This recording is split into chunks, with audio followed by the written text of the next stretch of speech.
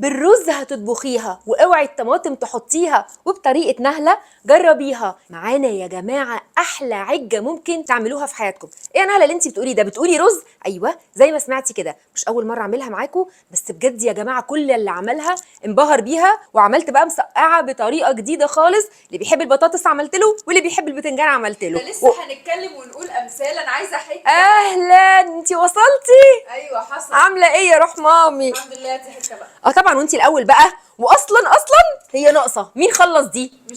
مش انا صح كالعاده يا جماعه، وعامله لي فيها مؤدبه وما بتاخدتش حاجه خالص. يا بيه صح. ولو اتفضلي يا ستي. الله الله الله الله. ايه يا روح؟ لا تحفه. هتعملي فيها دراسات عليا؟ فكره بقى ما دقتهاش خالص وما اعرفش طعمها خالص. بالظبط يا جماعه، هي بريئه جدا، هي ملهاش دعوه ولا بتخلصها ولا بتاكلها.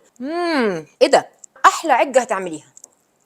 المسقعه كنت انا اول واحده ادخل فيها البطاطس من اول ما ابتديت من 3 4 سنين. بعد كده اكتشفت ان ولادي اما انا عملت الحركه دي ما بقوش ياكلوا بتنجان وبقوا ياكلوا بطاطس بس. بقينا فريقين، فريق عايز بتنجان وفريق عايز بطاطس، فعملت الاختراع ده. يلا بقى يا جماعه نعمل عجه، احلى عجه هتاكليها.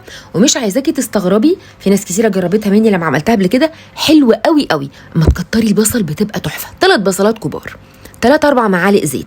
هيغمق معاكي البصل بالطريقه دي، روحي طشاه بكوبايه ونص ميه سخنه، وروحي رشه شويه ملح وشويه شطه وشويه كمون. مش عايزه شطه ما تحطيش، بس هو بجد خطوه الشطه دي بالنسبه لي انا مهمه قوي، بتديها سنه سبايسي كده، بتبقى حلوه قوي.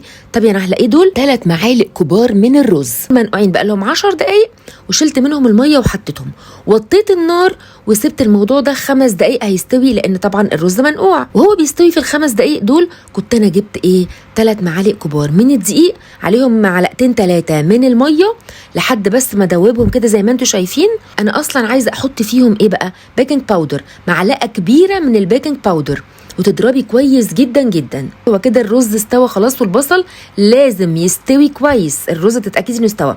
هحط الخضره، انا حطيت كزبره خضراء وحطيت شبت، حابه تحطي بقدونس حطي. طبعا انا خدت الحزمه من فوق ورميت العيدان، بس الكزبره الخضراء انا بحط الجذور بتاعتها. انا بالنسبه لي بحب كل فرد من الاسره ياكل بالتاني، يبقى انا كده ضمنت البروتين بتاعه عشان الصينيه تكفينا كلنا. فانا حاطه 12 بيضه.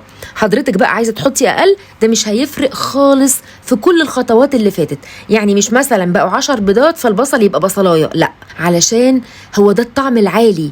كميه البيض مش هتبقى فارقه في حته انه المقادير مظبوطه يا نهله او بايظه يا نهله خالص. فالبصل يا جماعه بيخليها معسله ومسكره كده وطعمه قوي. بصلتين كبار حلوين كده او 3 بصلات وسط، ايا كان عدد البيض. حطيت بقى كل الميكس على بعضه، بس تتاكدي انه الخليط اللي كان على النار بعد ما حطينا الخضره وقلبناه برد خالص.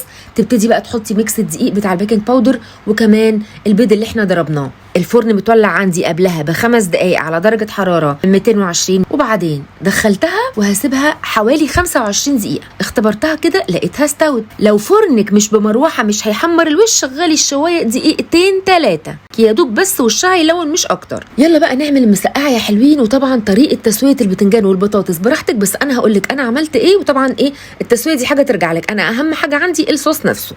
المهم يا ستي، قطعت البتنجان دواير كده، وقطعت الفلفل. عندك فلفل رومي برضو بدل السبايسي بديل عنه. يا ريت طبعا يا ريت تخلي البطاطس متقطع رفيع مش تخين قوي علشان تستوي معاكي بسرعه.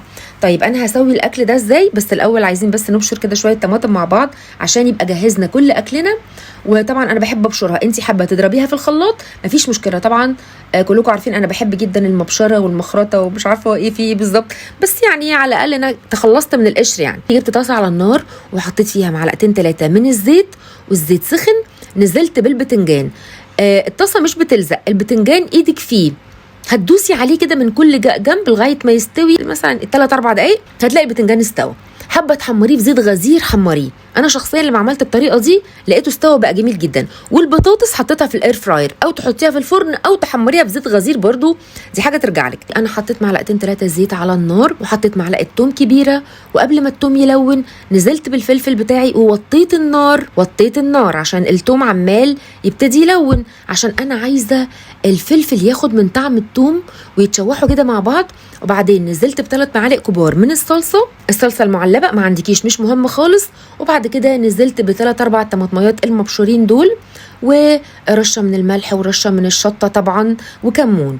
انا بحط عليها فلفل اسود وكمون وملح وشطه، ما بحطش حاجه تاني. وانا على فكره مش بستعمل الكمون كتير لو تاخدوا بالكم، يعني مقل قوي في استعماله، بس هي المسقعه بتحب الكمون جدا. سبت الميكس ده 5 دقايق كده، ايه الفلفل يستوي بقى ويدخل في الصلصه كأن الفلفل مستوي جوه الصلصه. رصيت بقى البتنجان. طب ليه يا نهله كده؟ ليه حاطه البتنجان لوحده والبطاطس لوحدها؟ ما انت طول عمرك بتعمليهم وتحمريهم وتحطيهم على بعض وتحطي الصوص، علشان جزء من البيت بيحب البطاطس والجزء التاني بيحب البتنجان. فانا قلت اقسم الصوص هنا وهنا، وفي الاخر هو نفسه صوص المسقعه. طبعا حابه تزودي على الصوص بتاع المسقعه اي توابل تانية براحتك. العجه اهي بقى يا جماعه طلعت مش عايزه اقول لك حلوه قد ايه، فعلا جميله. يا ريتك تستعملي صينيه مش كبيره علشان تطلع معاكي شكلها عالي شبه الكيكه كده. بصوا بقى، شايفين الحلاوه؟ لا لا لا لا، ده كلام كبير ما يتسكتش عليه، ولازم كلكم تجربوها. مش عايزه واحده تدخل تقول لي نهله الرز طعمه هيبان كده يا نهله، ده بصل كده عامل زي الرز بالبصل بتاع السمك خالص. الموضوع هنا مختلف. البيض والتوابل والخضره والحاجات اللي احنا حطيناها دي كلها طعم اكتر من رائع. ويا ريت اللي منكم جربته تدخل وتقول لي لما عملته انا قبل كده رايها ايه فيه.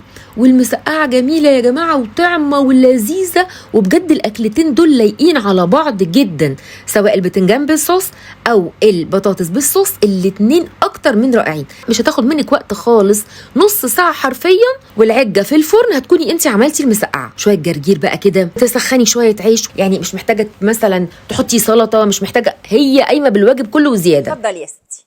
الله الله الله الله. ايه يا روح؟ لا تحفه. ايه ده؟ احلى عجه هتعمليها.